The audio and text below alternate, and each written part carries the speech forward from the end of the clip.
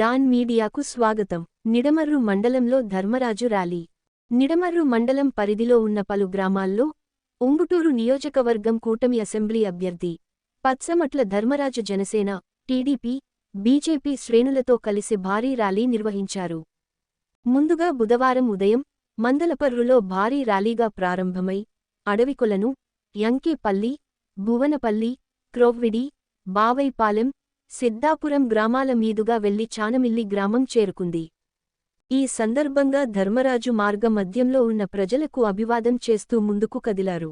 ప్రతి గ్రామంలో పుర విధుల్లోకి వెళ్లి గాజుగ్లాస్, సైకిల్ గుర్తులను ప్రజల్లోకి తీసుకువెళ్లటం జరిగింది. గ్రామాల్లో ఉన్న పెద్దలు, యువత, మహిళలు ధర్మరాజుకి పూలతో, హారతులతో ఘనంగా స్వాగతం పలికారు.